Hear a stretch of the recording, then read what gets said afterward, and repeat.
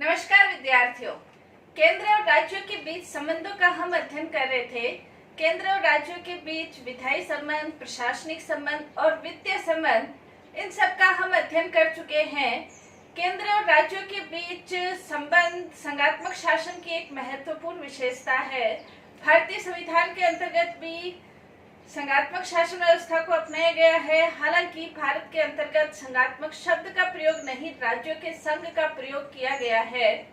इसका तात्पर्य ये है कि भारत के अंतर्गत केंद्र को महत्वपूर्ण स्थिति प्रदान की गई है और राज्य को उतनी महत्वपूर्ण स्थिति प्रदान नहीं की गई है।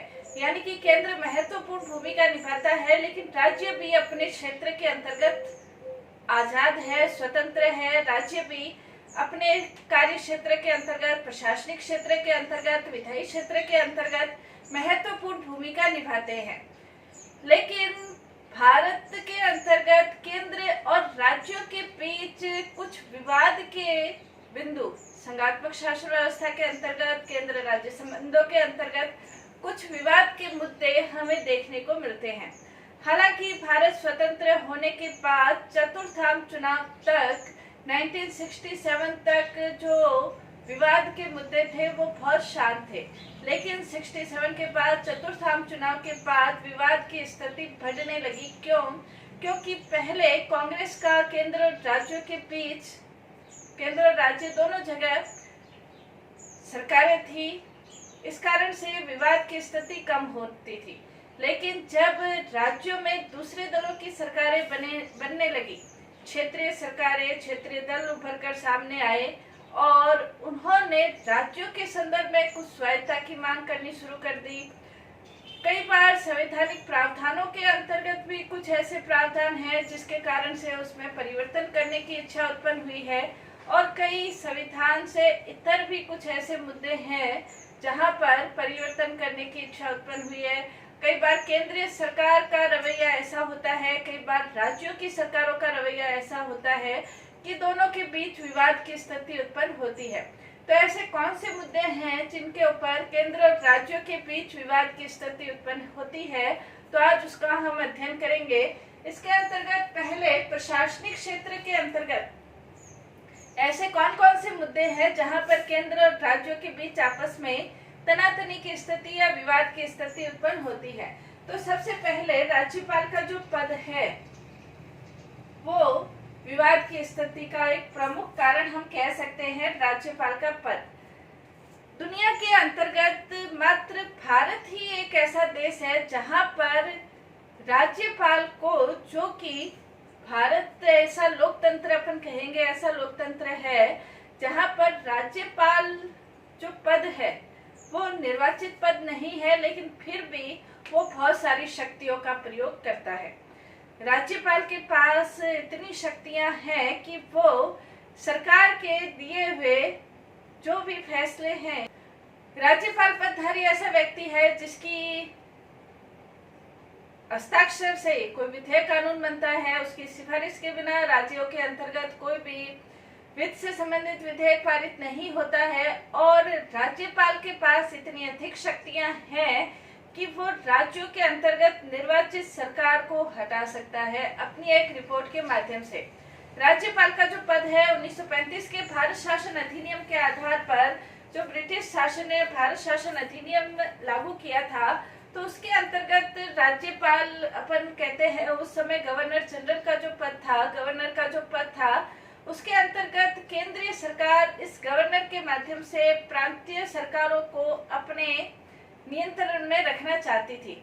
हालांकि उस समय 1935 के भारत शासन अधिनियम के द्वारा इस राज्यपाल पद का काफी विरोध हुआ था, लेकिन स्वतंत्र भारत के अंतर्गत भी राज्यपाल पद को बनाए रखा गया और उसे वैसी ही शक्तियां प्रदान की गई है जैसे 1935 के भारत शासन अधिनियम के आधार पर दी गई है।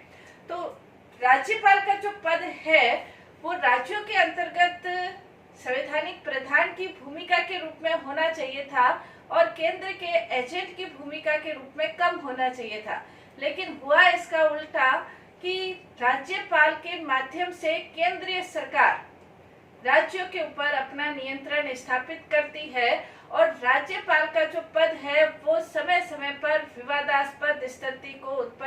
होता रहा है और राज्यों की ये मांग रही है कि केंद्रीय सरकार के द्वारा राज्यपाल के माध्यम से उनकी प्रशासनिक क्षेत्र के अंतर्गत, उसके शासन के अंतर्गत, राज्य की राजनीति के अंतर्गत बेवजह हस्तक्षेप किया जाता है और यही विवाद का मुद्दा उठकर सामने आता है। राज्यपाल, हालांकि संविधान के अंतर्गत राज्यपाल का उल्लेख स्पष्ट रूप से किया गया है। संविधान के अनुच्छेद 153 के अंतर्गत ये कहा गया है कि राज्यों का अपना एक राज्यपाल होगा। अनुच्छेद 155 के अंतर्गत ये कहा गया है कि जिसकी नियुक्ति राष्ट्रपति के द्वारा की जाएगी और जो राज्यपाल है उसके पास विवेकाधिकार भी है। 163 के अंतर्गत, 163 के अंतर्गत राज्यपाल विवेकाधिकार के माध्यम से कार्य कर सकता है। यानी कि राज्यों में जब चुनाव होते हैं तो उस स्थिति में राज्यपाल जो है वो अपने विवेक के अनुसार, यदि किसी दल को बहुमत नहीं मिलता है तो राज्यपाल अपने विवेक के अनुसार कार्य कर सकता है। ऐसी स्थिति में राज्यपाल के द्वारा जो कार्य किए जाते हैं वो कई बार विवाद की स्थिति को उत्पन्न कर देते हैं और कई बार ऐसी स्थिति उत्पन्न कर देते हैं कि राज्यपाल पद के ऊपर एक क्वेश्चन मार्क लग जाता है। जैसे यदि वर्तमान समय यदि देखा जाए तो कर्नाटक की जो व्यवस्था है, कर्नाटक के जो मुख्यमंत्री थे उन्होंने येदियुरप्पा को, जो भाजपा के प्रत्याशी थे, उनको सबसे बड़ी पार्टी के रूप में वो चुनाव में विजय हासिल करके आई और जब विजय हासिल करके आई तो सबसे बड़ी पार्टी के रूप में बिना उनके बहुमत की जांच किए येदियुरप्पा को सरकार बनाने के लिए आमंत्रित कर लिया था। और जब येदियुरप्पा को सरकार बनाने के लिए आमंत्रित कर लिया था, लेकिन उनको 7 दिन का समय देना चाहिए था बहुमत हासिल करने के लिए, लेकिन उनको 15 दिन की मोहलत दी गई। उसके बाद भी यदि नहीं हुआ, बहुमत नहीं मिला तो उन्होंने इस्तीफा दे दिया था। इस तरह के वर्तमान, जैसे 2018 के अंतर्गत कर्नाटक की इस राजनीतिक व्यवस्था में जो आचरण है वो बड़ा विवादास्पद आचरण राज्यपाल का कहा जा सकता है। इसी प्रकार राजस्थान की जो वर्तमान राजनीति है, अभी हम 2020 के अंतर्गत राजस्थान की वर्तमान राजनीति के अंतर्गत ये देखें तो राज्यपाल को ये अधिकार है कि वो संसद का अधिवेशन बुलाए। ये राज्यपाल के विधानसभा का अधिवेशन बुलाने का जो अधिकार है वो राज्यपाल के पास है। मुख्यमंत्री अशोक गहलोत के द्वारा बार बार राज्यपाल कलराज मिश्र से ये आग्रह किया गया कि विधानसभा का सत्र बुलाया जाए, लेकिन 3 बार उनका जो आग्रह है उसको अस्वीकार कर दिया गया। बाद में 3 बार फाइल लौटाने के बाद उनके आग्रह को स्वीकार किया गया। तो कहने का तमिलनाडु में जयललिता और राज्यपाल चन्ना रेड्डी का जो आपसी विवाद था वो पूरे भारत का जाहिर है। वर्तमान समय यदि देखें, महाराष्ट्र के अंतर्गत जो राजनीतिक घटना चक्र हुआ उसके अंतर्गत राज्यपाल भगत सिंह कोश्यारी की जो भूमिका थी, भगत सिंह कोश्यारी ने रातों रात देवेंद्र फडणवीस को मुख्यमंत्री की शपथ दिला दी थी और एनसीपी नेता अजित पवार को उप मुख्यमंत्री पद की शपथ दिला दी थी। हालांकि उन्होंने इस बात की बिल्कुल भी जांच नहीं की कि उनके पास बहुमत है या नहीं है। 2 दिन के बाद ही राजनीतिक घटना चक्र के अंतर्गत उनको उनके पद से त्याग पत्र देना पड़ा था। इसी प्रकार उत्तराखंड के जो राज्यपाल है के पॉल, उन्होंने हरीश रावत की सरकार को, जब कांग्रेस के कुछ विधायकों ने उनके विरुद्ध बगावत कर दी थी तो के पॉल ने राष्ट्रपति शासन के लिए सिफारिश कर दी थी। हालांकि हाईकोर्ट ने उनकी याचिका को निरस्त कर दिया था। बाद में हरीश रावत ने अपना बहुमत साबित कर दिया था। कहने का तात्पर्य यह है कि जैसे उत्तर प्रदेश के अंतर्गत रमेश भंडारी 1997 के अंतर्गत कल्याण सिंह जो सरकार थी उसको बर्खास्त करके एकमात्र विधायक जगदम्बा पाल को उन्होंने मुख्यमंत्री पद के लिए आमंत्रित किया। बिना बहुमत की जांच किए हुए रमेश भंडारी उस समय राज्यपाल थे।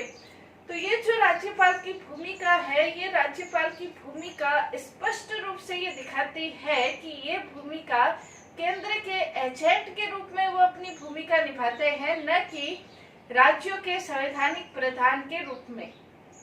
जबकि राज्यपाल राज्यपाल पदधारी जो व्यक्ति है वो राज्य में संवैधानिक प्रधान होता है, लेकिन उसकी जो नियुक्ति है वो राष्ट्रपति के द्वारा की जाती है। और राज्यपाल की नियुक्ति का भी तरीका इस तरह का है कि उसका चुनाव नहीं होता है, और राज्यपाल की योग्यता के लिए यह भी आवश्यक है कि वो संसद या विधानसभा का सदस्य नहीं होना चाहिए। तो राज्यपाल के रूप में चाहे किसी भी दल की सरकार हो, ऐसे लोगों को जो कि चुनाव में हार जाते हैं और उन्हें राजनीतिक लाभ देने की कोशिश के अंतर्गत राज्यपाल का पद प्रदान किया जाता है। तो राज्यपाल का पद ऐसा पद है जो बिना निर्वाचन के आधार पर, लोकतंत्र के अंतर्गत बिना निर्वाचन के आधार पर वो असीमित शक्तियों का प्रयोग करते हैं। और इसीलिए कई जो सुधार आयोग थे, सरकारी आयोग थे, उन्होंने भी स्पष्ट रूप से ये कहा था कि राज्यपाल को संघ के एजेंट की भूमिका नहीं बल्कि संवैधानिक प्रधान की भूमिका निभानी चाहिए। उन्होंने सिफारिश भी की थी सरकारी आयोग ने, लेकिन फिर भी वर्तमान में अभी राजस्थान की जो घटना चक्र हुआ उसके अनुसार हम देख सकते हैं कि 1952 से लेके अभी तक भी राज्यपाल के पद के ऊपर क्वेश्चन मार्क उठते रहते हैं। और ये स्वाभाविक भी है कि जब राज्यपाल निर्वाचित नहीं होता है, राष्ट्रपति के द्वारा अपना पद प्राप्त कर रहा है और वो भी पद एक कृपा के आधार पर, किसी राजनीतिक दल का सदस्य होने के आधार पर ही उन्हें वो पद प्राप्त होता है, तो ये पद एक विवादास्पद पद बन जाता है। दूसरा, प्रशासनिक क्षेत्र में यदि हम देखें तो अखिल भारतीय जो सेवाएं हैं वो भी केंद्र और राज्यों के बीच आपसी विवाद का कारण बनती है। अखिल भारतीय सेवाएं भारत के अंतर्गत 3 तरह की है, आईएएस है, आईपीएस है और आईएफएस है। एडमिनिस्ट्रेटिव सर्विस, पुलिस सर्विस और फॉरेस्ट सर्विस, ये 3 प्रकार की अखिल भारतीय सेवाएं हैं। राज्यों संघ लोक सेवा आयोग अलग है, राज्य लोक सेवा आयोग अलग है। संघ लोक सेवा आयोग में संघ के प्रशासनिक अधिकारी होते हैं, राज्य लोक सेवा आयोग में राज्यों के प्रशासनिक अधिकारी होते हैं। लेकिन इन दोनों आयोगों से अलग एक अखिल भारतीय सेवाओं के जो अधिकारी है वो भी राज्यों के अंतर्गत अपनी सेवाएं देते हैं। अखिल भारतीय सेवाओं के अधिकारियों की जो नियुक्ति है, जो उनके वेतन भत्ते हैं, हालांकि वो कार्य राज्यों के अंतर्गत करते हैं, लेकिन उनके वेतन भत्ते, उनके विरुद्ध अनुशासनात्मक कार्रवाई करनी हो तो ये सारे कार्य केंद्र सरकार के द्वारा किए जाते हैं। राज्यों का अखिल भारतीय सेवाओं के अधिकारियों के ऊपर यह क्वेश्चन मार्क उठता है कि क्या अखिल भारतीय सेवाओं के जो अधिकारी है वो उसी तल्लीनता के साथ अपने कार्यों को करेंगे जिस केंद्र सरकार के अंतर्गत यदि दूसरे दल की सरकार यदि राज्यों में है और केंद्र में किसी और दल की सरकार है तो क्या वो उसी निष्ठा के साथ कार्य करेंगे। दूसरा, राज्यों के द्वारा ये भी क्वेश्चन मार्क उठाया जाता है अखिल भारतीय सेवाओं के कर्मचारियों के ऊपर यह भी आक्षेप लगता है कि अखिल भारतीय सेवाओं के जो कर्मचारी है उससे राज्यों के अंतर्गत निवास करने वाले जो लोग हैं उनके उच्च पदों पर पहुंचने के जो चांस है वो कम हो जाते हैं। इसके अलावा अखिल भारतीय सेवाओं के ऊपर यह भी आक्षेप लगता है कि इन सेवाओं के जो अधिकारी है वो केंद्र के रूप में केंद्र सरकार की सहायता, निर्देश, परामर्श के आधार पर कार्य करते हैं, राज्यों के सरकारों के आधार पर कार्य नहीं करते और उनके विरुद्ध अनुशासनात्मक कार्रवाई करनी है तो वो भी केंद्र सरकार के द्वारा की जाती है। तो ये अखिल भारतीय सेवाओं के ऊपर ये आरोप अखिल भारतीय सेवाओं के कारण राज्यों की जो स्वायत्तता है उसके ऊपर भी प्रतिकूल प्रभाव पड़ता है। इसके अलावा अखिल भारतीय सेवाओं के सेवा शर्तें, वेतन भत्ते वो अखिल भारतीय स्तर के होते हैं। कई बार राज्यों के अंतर्गत जो अधिकारी होते हैं उससे कई गुना उच्च इनके वेतन भत्ते होते हैं।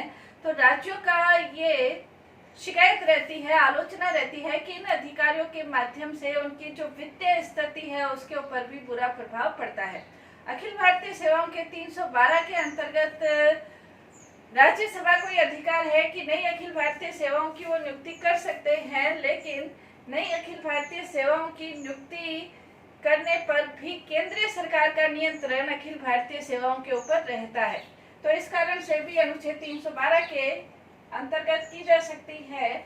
इस कारण से भी केंद्र और राज्य प्रशासनिक स्तर पर, नौकरशाही के स्तर पर, अखिल भारतीय सेवाओं के स्तर पर आपसी विवाद की स्थिति रहती है। केंद्र और राज्यों के बीच विवाद के और भी मुद्दे हैं, वो प्रशासनिक क्षेत्र में, वित्तीय क्षेत्र में, उसका अध्ययन हम नेक्स्ट क्लास में करेंगे। धन्यवाद।